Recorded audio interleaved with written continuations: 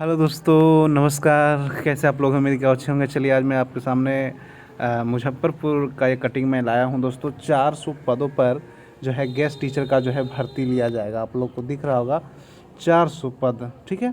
लगभग 400 शिक्षकों को जो है गेस्ट पद के रूप में जो है गेस्ट टीचर के रूप में लिया जाएगा।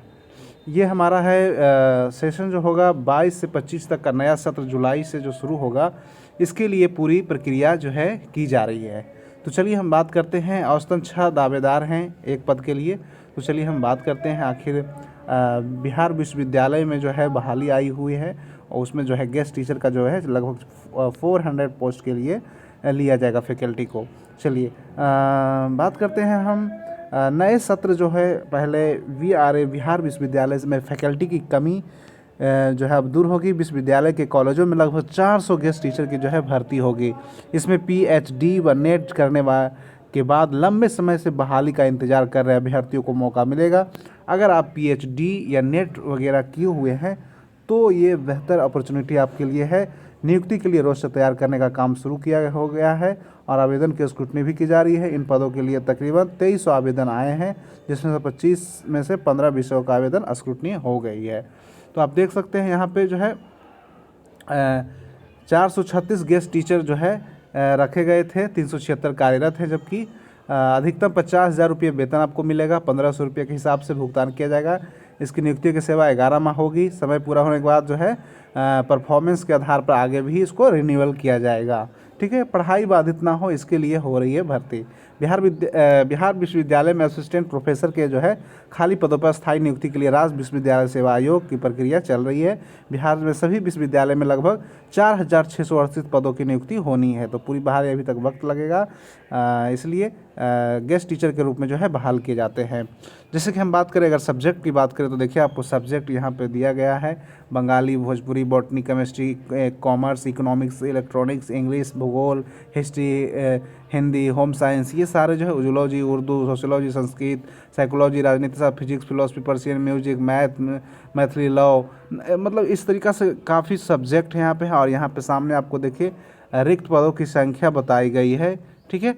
तो इस तरीक़ा से कह सकते हैं कि यहाँ पे भी रिक्त पदों की संख्या बताई गई है। तो इस तरीक़ा से 2 वर्षों में जो है गेस्ट टीचर का में अध्यापन में जो कार्य जो संभाले हुए हैं उन्हीं को जल्द नियुक्ति। कैंपस में शैक्षणिक माहौल को बेहतर होगा। वर्तमान समय में छात्रों की संख्या तेज़ी से बढ़ रही है और शिक्षक और छात्र का अनुपात जो है लगभग बिहार में 12,000 असिस्टेंट प्रोफेसर की बहाली आवश्यक है। अगर हम बात करें छात्र और शिक्षक का अनुपात की बात करें तो उसमें जो है ज़रूरी है कि लगभग 12,000 जो है प्रोफेसरों की बहाली होनी है। तो इस तरीक़ा से बहाली प्रक्रिया जो है जल्दी पूरी करने की कोशिश की जा रही है। कमेटी के द्वारा आवेदन को जांच तेज़ कर दिया गया है।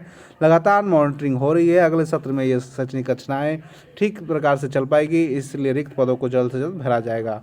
तो इस तरीक़ा से 400 पदों पर जो है गेस्ट टीचर का बहाली आपको लिया जाएगा।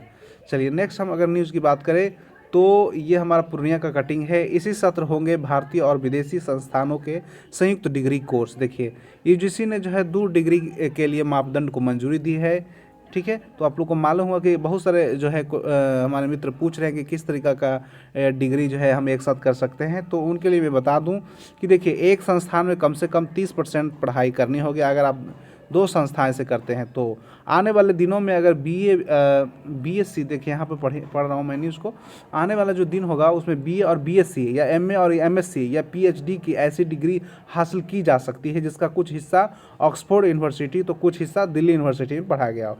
जैसे कि आप मैं बात करूँ कि अगर आपने 30% जो है आपने पढ़ाई किया JNU से, 30% आपने ऑक्सफोर्ड यूनिवर्सिटी किया, तो इस तरीक़ा से जो है जो है लगभग 60 या 70% आपने पढ़ाई 2 यूनिवर्सिटी से किया, तो उसको जो है देश के किसी विदेश में जो शिक्षा संस्थान से आप जिस जगह से कोर्स कीजिएगा अलग अलग हिस्सों में, तो उसको पढ़ाई को आप आसानी से पूरा कर सकते हैं। ये नहीं कि वो अधूरा हो जाएगा।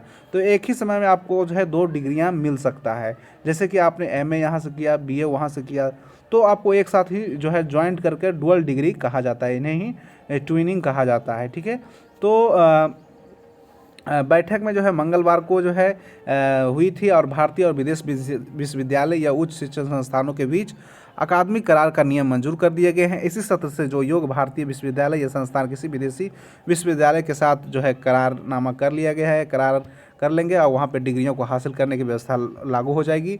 कोई भी उच्च शिक्षा संस्थान जो नैक रैंकिंग में 3.01 अंक पाता हो उसे NIRF रैंकिंग के टॉप 100 में शामिल हो या QS टाइम्स रैंकिंग में टॉप 1000 की सूची में आता हो, ऐसे संस्थानों को विदेशी संस्थानों के साथ ट्विनिंग, जॉइंट और डुअल डिग्री के लिए करार करने में सक्षम होंगे। यह करार जो है फिजिकल मोड के लिए होगा। तो डुअल डिग्री की अगर हम बात करें, डुअल डिग्री आखिर है क्या?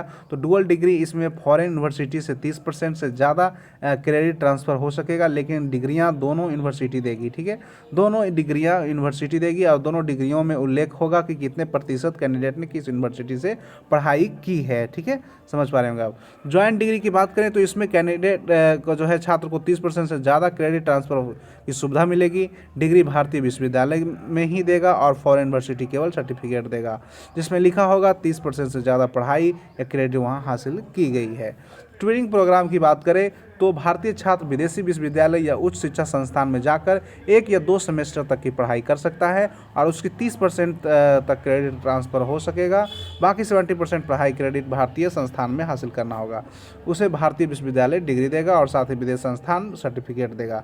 मतलब आपको 70% भारत में, 30% आप विदेश से कर सकते हैं। सर्टिफिकेट आपको विदेश देगा, जबकि डिग्री आपको भारत की संस्थान देगी।